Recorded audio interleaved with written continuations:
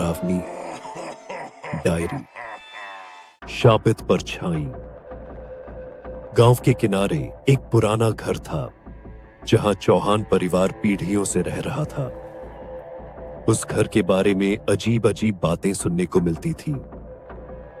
लोग कहते थे कि उस घर में एक बुरी आत्मा का वास है जिसने कई वर्षों से इस परिवार को अपने शिकंजे में ले रखा है। परिवार के बड़े बुजुर्ग इस बारे में बात करने से कतराते थे, लेकिन घर के अंदर कुछ ऐसी घटनाएं होती थी जो किसी सामान्य कारण से समझाई नहीं जा सकती थी। जैसे रात को अचानक फर्श पर भारी कदमों की आवाजें, दीवारों पर खरोंच के निशान और खिड़कियों का अपने आप खुलना। परिवार के सबसे छोटे बच्चे आर्यन ने एक दिन मां से पूछा, क्या सच में हमारे घर में भूत है? क्या यह सब बस कहानियां हैं? आर्यन की मां सीमा थोड़ी असहज हो गई। उन्होंने बस इतना कहा, यह सब बड़े लोगों की बातें हैं, तुम्हें इन सब चीजों के बारे में चिंता करने की जरूरत नहीं है। लेकिन आर्यन को यह जवाब संतोषजनक नहीं लगा। उसने खुद इस रहस्य को सुलझाने की ठानी। उसी रात आर्यन ने तय किया कि वह जागकर इस बुरी आत्मा को देखेगा। आधी रात के बाद जैसे ही पूरा घर गहरी नींद में था, उसने अपने कमरे से बाहर झांका। आश्चर्यजनक रूप से उसे सीढ़ियों के पास एक धुंधली परछाई दिखाई दी। वह परछाई धीरे धीरे उसकी ओर बढ़ रही थी। उसके पैर ठिठक गए, लेकिन उसने हिम्मत करके पूछा, तुम कौन हो?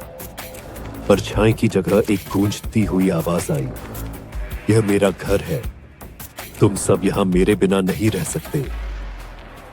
आर्यन डर के मारे भागकर अपने कमरे में छुप गया। सत्य का खुलासा। अगले दिन आर्यन ने अपने पिता रमेश से इस घटना के बारे में बताया। रमेश कुछ पल चुप रहे, फिर उन्होंने गहरी सांस लेते हुए कहा, इस घर के साथ एक पुराना राज जुड़ा हुआ है।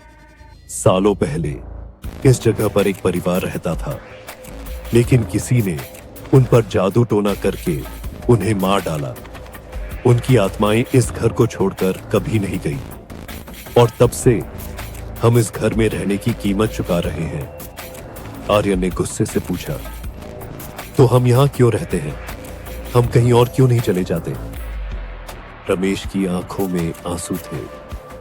हमारे पूर्वजों ने इस जगह को संभालने की कसम खाई थी। यह न केवल हमारा घर है, बल्कि हमारी जिम्मेदारी भी। आर्यन ने तय कर लिया कि वह इस आत्मा से खुद बात करेगा। उसने अपने दादा की पुरानी किताबें खंगाली और एक पुराने अनुष्ठान के बारे में पढ़ा, जिससे आत्माओं से संवाद किया जा सकता था। अगली रात वह घर के बीचों बीच बैठा और अनुष्ठान शुरू किया। मोमबत्तियां जल रही थीं और कमरे में अजीब सी ठंड पड़ने लगी। अचानक वही परछाई उसके सामने प्रकट हुई। आर्यन ने डर को दबाते हुए कहा, तुम क्या चाहती हो? आत्मा की आवाज तेज और गुस्से भरी थी। मैं न्याय चाहती हूं। मेरी मौत का बदला नहीं लिया गया। जब तक मेरे हत्यारे का अंत नहीं होगा, मैं यहां से नहीं जाऊंगी। आर्यन ने गांव के बुजुर्गों से बात की और पता लगाया कि आत्मा का संबंध घर के पुराने मालिक से था, जिसे लालच में उनके ही एक रिश्तेदार ने धोखे से मार डाला था। आर्यन ने यह सच सबके सामने लाने की ठानी। कई कठिनाइयों के बाद सच्चाई उजागर हुई। हत्यारे के वंशजों ने अपनी गलती मानी और आत्मा से माफी मांगी। एक रात पूरे परिवार ने मिलकर आत्मा की शांति के लिए पूजा की। जैसे ही पूजा समाप्त हुई, घर के अंदर की ठंडक गायब हो गई।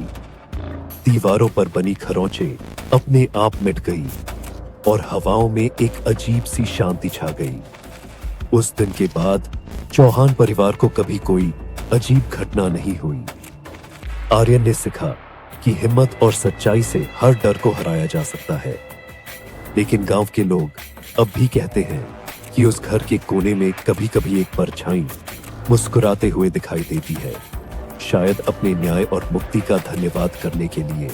अगर हमारा वीडियो अच्छा लगे तो अपना प्यार दिखाने के लिए लाइक करें, चैनल को सब्सक्राइब करें और अपनी राय कमेंट में जरूर बताएं।